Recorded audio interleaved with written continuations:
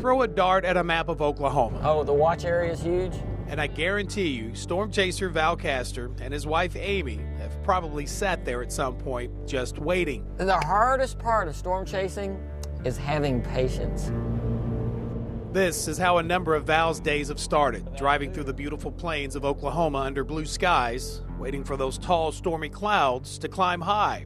It's almost like boiling a pot of water, let's say, and trying to predict where that first bubble is going to appear in the water. Let's go to Val Castor. Val, be careful, because you're getting closer to the tornado. And for the last 25 years, this is how Oklahoma residents have come to know and trust Val and Amy. Tornado sirens are blaring out here. The tornado has just gotten larger, as you can see. They've given chase to hundreds of twisters, including two of the biggest monsters to ever hit the state. It's leveled a house, a couple houses over here. May 3rd, 1999, near Oklahoma City, an EF5 with winds of 300 miles per hour. This thing is a quarter of a mile north of us. And May 20th, 2013, also near OKC, a tornado 2.5 miles wide.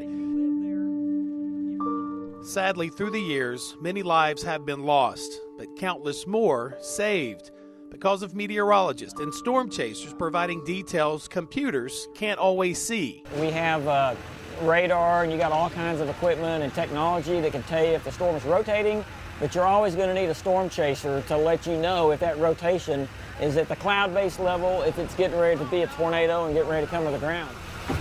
Exactly 2 weeks ago, April 26th, storm tracker Clay Osterly and myself hopped in and hit the road with my old buddy Val for one more wild ride. This area right here might be one of the areas that is going to get hit today. After a quick pit stop in Weatherford, Oklahoma, it was off to the southwest corner of the state.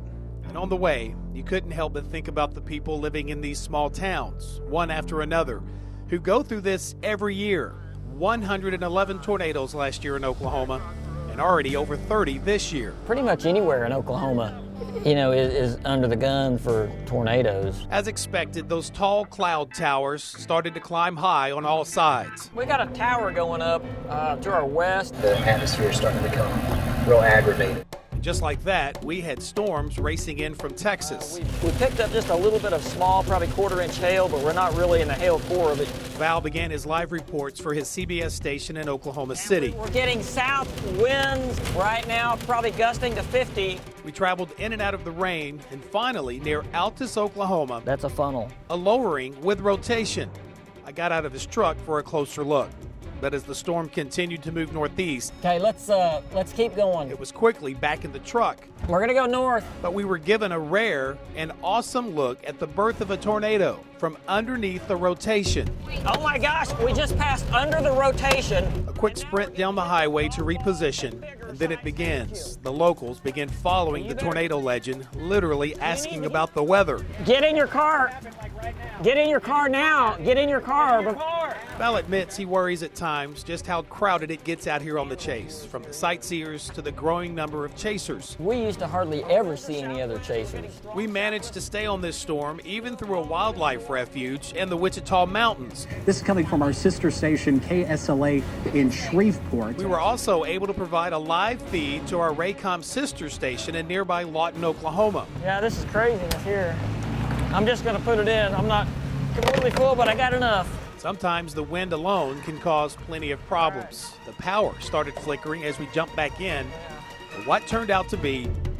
Hey, big power flash! Big power flash! One tornado warning on this storm now. Wild. We have 70-mile-an-hour west winds. Finish. Oh, there's debris here.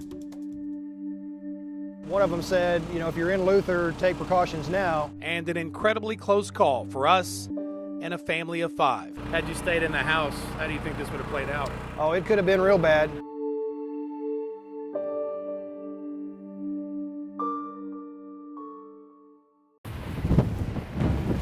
"400 miles into the chase and another quick stop for gas." Yeah, this is craziness here. I'm just going to put it in. I'm not completely full, but I got enough. It was apparent the storms were also fueled for more. The power started flickering at the pump even as we raced to get back in the truck. They're talking about a storm with quarter-size hail and 60, 70-mile-an-hour winds going through Norman right now. As night began to fall, storms from the west and south were now converging on the Oklahoma City metro. Our storm, which we had literally chased from the Texas state line, was no longer an immediate tornadic threat. The lightning and strong winds were still a concern, but it had visually transitioned into a beautiful gift from Mother Nature. We saw power flashes under the lowering to our north. As we approached the city in the distance, Val could see another lowering, a storm trying to funnel. Guys, we just saw 3 power flashes. Power flashes tell chasers super strong winds, possibly a tornado, are at ground level, blowing around power lines, bringing them and transformers down to the ground. We saw a green power flash. Watch again. The first one you can see just to the left of his cell phone, and another larger one just to the left of that. But there is definitely a circulation there. And as we would learn the next day, a tornado did touch down there just to our northwest in the suburb of Mustang.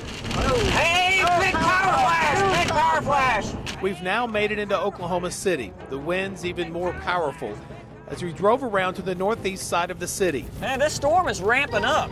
We just ran out of quarter-size hail a little bit earlier, and oh, there it comes back again. We're starting to get the hail again. And that's a sure sign the storm is strengthening. At night, even chasers are left driving blind, so to speak. Lightning and our radar offering the only glimpses at what might lurk ahead. It's going to be 5 miles to our southeast. Okay. That's when Clay spotted a sudden change on the radar, a tight rotation just to our southeast. Val is going east on 66. So Val changes course and radios it in. On GPS and radar, we are the blue circle, driving east on historic Route 66. And the blue circular image to our southeast, a possible tornado moving in our direction.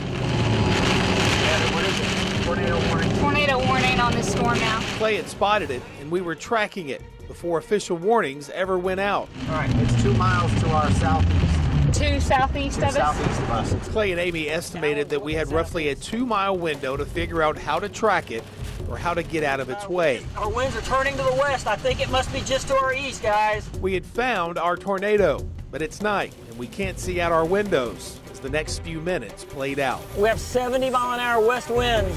Can you give us a location? We can't see nothing. We are getting 70 to 80 mile-an-hour west winds, guys. We knew it was just ahead of us, I've got nothing, guys. I'm blind. I can't. The radar's not updated. but we didn't feel it was safe to move any closer as the tornado crossed right in front of us on Route 66 into a rural, less populated area. This is a historic Arcadia, part of Route 66. So we were roughly here last night. With the blowing rain and the debris and the wind and everything just blowing around, we couldn't see 5 feet outside the truck. Fortunately, where we had stopped, no damage, but about a mile to our northeast. What time was this last night? I was between 8:30 and 9. This home was hit by that same twister. Ready for bed, laying down, watching TV. One of them said, you know, if you're in Luther, take precautions now. So they ran to a neighbor's basement about the same time we were stopped in the nearby town of Arcadia, allowing the twister to pass in front of us. So obviously you can see where it took the roof completely off here. And he credits his family being alive today. I think it's really important that if they say that there's a danger, you need to take that seriously and react accordingly, and that's what we did. To the meteorologists and storm chasers who track storms for one reason: to save lives. Always going to need those eyes in the field. I think the circulation is just right ahead of us. God has given me a passion to chase storms, and it helps people. You know, it keeps people safe. Hey, big power flash! Big power flash!